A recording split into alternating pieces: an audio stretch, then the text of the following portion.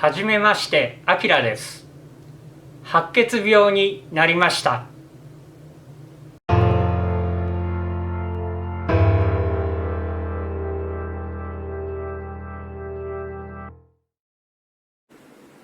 こんにちは。白血病サバイバーのあきらです。動画の更新にしばらく時間が空いてしまいましたが、その間も特に体調が悪いということもなく、変わりなく順調に来ている、そんなような状況ですね。今回もこのノートを見ながら闘病記の続きをお話ししたいと思います。前回までに造血管細胞移植、自分の場合は再体血移植ですね、これの前処置、抗がん剤の投与が8日間、それが終了したよと、そこまでお話をしています。入院51日目、2月の15日ですね。結果的に前夜、昨夜はよく眠れた。何度も目覚めるのは変わらずだが、割と目が覚めてもすぐ眠れて、最終的な起床は7時半過ぎだったと書いてありますね。前日、最後の抗がん剤が終わってから気分の悪さが、最高潮に達して、とうとう嘔吐するまでになりまして、1日2回の定時の吐き気止めの点滴があったんですけれども、それ以外に別の吐き気止めの点滴も投与していただきまして、それでだいぶ気分は落ち着いていた。朝5時半ごろと6時半ごろに看護師さんが見えて点滴などつないだりとか熱を測ったりとか、そういうのもあったんですけれども、その都度また眠って、最終的に起床は7時半過ぎ、そこからですね、朝食、8時ごろ朝食ですね。気分的にはその最高潮の時に比べればマシになってましたけれども、やはり食欲がそれほどあるというまではいきませんでしたね。1割ぐらい食べてちょっともう食べられないという具合でした。服薬が8錠ですね。10時過ぎになりまして点滴の交換がありました。栄養剤の点滴と、この当時は何か別のまたブドウ糖の点滴というのがあったようです。それを片方をですね、血栓予防、要するに血が凝固して、血栓を作る、それを予防するための点滴に変更していたようです。それからこの日特筆すべきこと、免疫抑制剤というもの、これの点滴が加わったんですね。この免疫抑制剤というのは、この後移植を受ける。移植を受けるとですね、新たに入ってきた、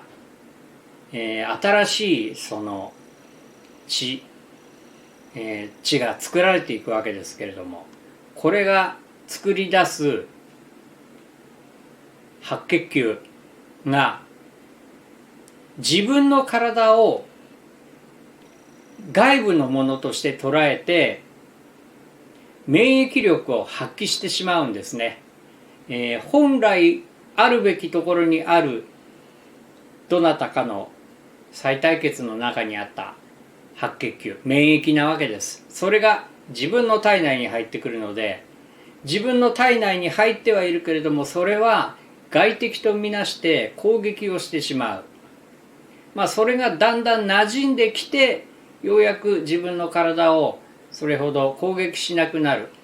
新たに入ってくる、例えば細菌ですとか、そういったものに対して免疫を発揮するだけになっていくような、そういう流れのようなんですね。だから自分の体を攻撃してしまうので、そうすると消化器官系ですとか皮膚ですとか、さまざまな副反応でしょうかね、これが出て大変きつい思いをしてしまう。それを抑制するためにその免疫抑制剤を投入するわけです。それによって起こる副反応ですね、GVHD という言い方がありますけれども、自分の体に対しての免疫力の発揮、もちろんそれは外部からまた入ってくる細菌などに対しての免疫に関してもそうなんですけれども、とにかく一定の値というかね、そのあたりで抑えておく、徐々に慣らしていくというような、そういうかなり重要な薬なんです。これの投与が始まってますね。これはですね、普通のこう落ちてくるポンプをつないでましたけども、そこからこう来る点滴ではなく、注射器の形になってましてね、先にもちろん針はなくて、その先に細い点滴用の管がついている。それをそのポンプにガシッとセットする。そうすると指定した量、1日に何ミリリットルとかいうことなんでしょうか。それもうごく少量のものをですね、ちょっとずつ押し出して時間でそれを使い切るぐらいの、そういう微妙な投与の量、これを継続して行えるような、そういう点滴がポンプがあるんですね。だから点滴台にすでにポンプが2つついている。その他にもう一つそのポンプが設置されて、免疫抑制剤の投与が始まったということですね。その後廊下を少し歩いたんですね。フラフラするという感じではなかったんですけれども、抗がん剤の影響なのか、とても体への負担が大きく感じている。つまりは息切れがしやすくなっているとか、そういうことですね。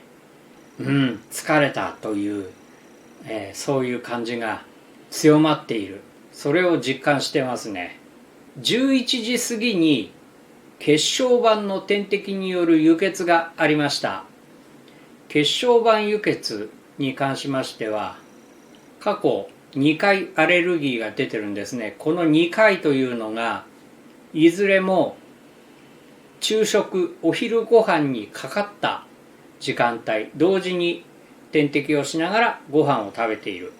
そういう状態。それ以外の時はアレルギーは出てないんです。だからこの日からですかね、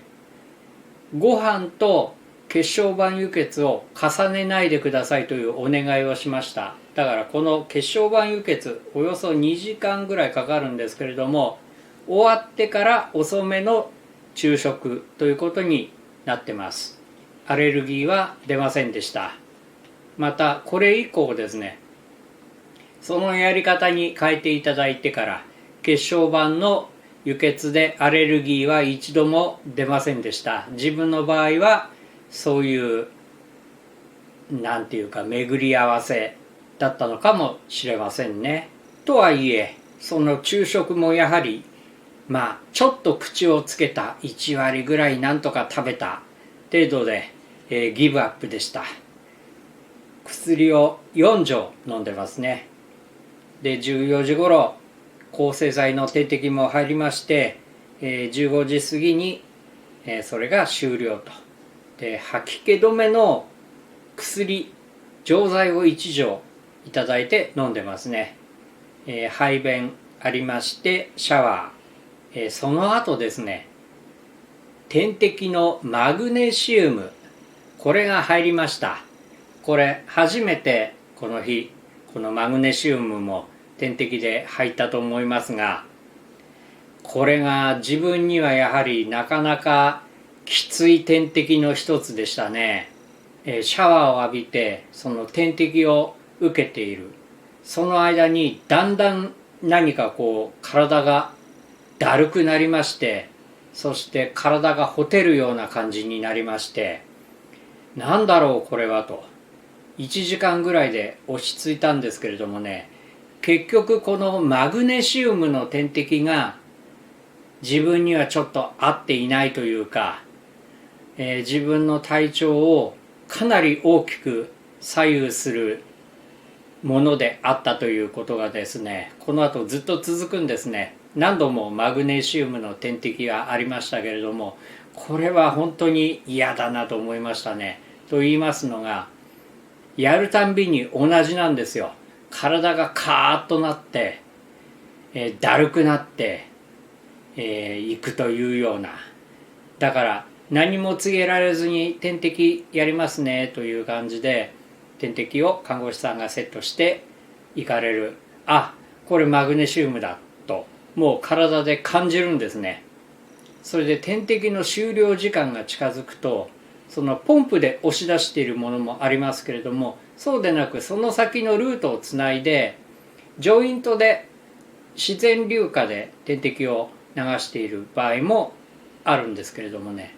もう残りが少なくなると看護師さんが見えて、残りの少ない部分をこう速度を速めて投入してしまうんです。それでマグネシウムの場合はその最後の一押しの時にもう本当にカーッと頭が熱くなってというような、状況になってました。これは誰でもなるものではなかったそうですね。そういうふうに感じる人もいますね、感じない人もいますねという、お話だったので、自分はそれを感じやすかったんですね。18時頃から夕食がありまして、やはり同様に1割ぐらい食べた。服薬は9錠、また何かの点滴が入る、もう何かよく覚えてないものも多いです。廊下を歩いて、軽く体を動かして買い置きのアイスを食べる。22時頃点滴の抗生剤が入って、23時頃、これ念のためということなんでしょうかね、吐き気止めの点滴も入って就寝。この日はこのような感じ。翌日が再対血移植という大きなイベントのある日、前日までの抗がん剤と再対血移植、その谷間の一日、主治医からは今日は一日ゆっくりしててみたいなお話もありましたが、新しいことが加わってというような、そんな一日でした。ここまでの入院生活に関するとりあえずまとめみたいなことをちょっとお話ししようかなと思うんですけれどもね、もう各動画で何度も話している部分もありますけれども、最初にどうも年末体調が良くない、高熱が1週間以上続く、ちょっとおかしいんじゃないかということで地元の総合病院を受診したところ、白血球の数が異常だよというお話を受けまして、もう明日紹介状を書くから病院へ行きなさいというお話をいただきました。その前にですね、健康診断の時に白血球の数がその時は少ないということで、診断結果が要精密検査とあったんですけれども、これは誤差の範囲なんじゃないかと勝手に判断して、無視していたわけですけれども、すでにその時にはもう白血病になっていたんでしょうね。正常な白血球が少なくなっていると、そういう意味だったんだと思いますが、年末悪い白血球、正常でない白血球が増えすぎてかなり危ないところまで行ってしまっていた。紹介していただいた病院に即入院だったわけですけれども、その日撮ったレントゲン写真の中で肺の一部にカビのような影が見えるということで、通常の抗がん剤治療ができない、ちょっとリスクが大きいというお話がありまして、弱い抗がん剤を使いますと。主治医曰くおじいちゃんに使う抗がん剤なんですよというお話でしたね。夜からもう飲む抗がん剤も併用してその治療が始まったわけですけれども、その日の晩主治医から直接妻に電話がありましてね、翌日が年内最後の宴会日だからもし何かある場合があってはいけないので、面会に来て声をかけてあげてくださったらどうですかというようなですね、申告というか、